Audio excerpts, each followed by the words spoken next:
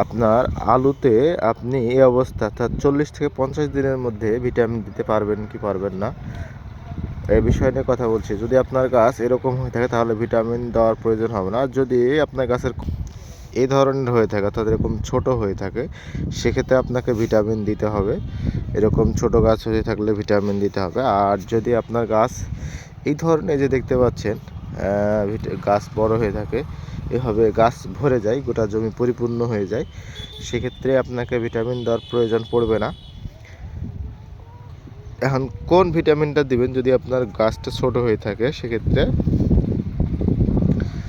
আপনি যে ভিটামিনটা দিবেন আপনাকে অবশ্যই ভালো মানের কোম্পানির একটা ভিটামিন দিতে হবে, যেগুলো পিজিআর 4CP লেখা আছে। এগুলো আপনি অথবা এখানে কুশল দিতে পারেন।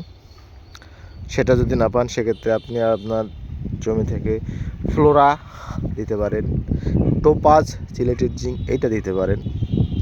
এই ধরনের যে ভিটামিন জাতীয় যে জিনিসগুলো আছে এগুলো আপনি ব্যবহার করতে পারেন। যদি ব্যবহার করেন তাহলে আপনার গাছ যে ছোট বড় আছে, ছোট বড় গাছটা থাকবে না, গাছটা বড় হয়ে যাবে। পাশাপাশি দেখা যাবে যে আপনার গাছে যে গ্রোথটা বৃদ্ধি হবে, আপনার আলুর ফলন বৃদ্ধি হবে,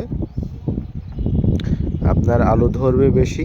পাশাপাশি আপনার আলুকে খাদ্য সংশ্লেষণ অর্থাৎ খাদ্য সংগ্রহ করতে সহযোগিতা করবে গাছকে। তাহলে একটা উপাদান না, আপনি এর সঙ্গে সবগুলো পেয়ে যাচ্ছেন। শুধু আপনি যদি সঠিক প্রক্রিয়ায় সঠিকভাবে যদি আপনি আলুর পরিচর্যা করেন, আলুতে যদি আপনি যত্ন করেন, তাহলে আপনি সবগুলো কিন্তু পেয়ে যাচ্ছেন। তো সবাই এই বিষয়টুকু লক্ষ্য রেখে কাজ করবেন ইনশাল্লাহ। আশা করি যে আপনাদের ফসল অনেক সুন্দর হবে এবং ভালো হবে। হ্যাঁ, ভালো থাকবেন। ধন্যবাদ সবাই।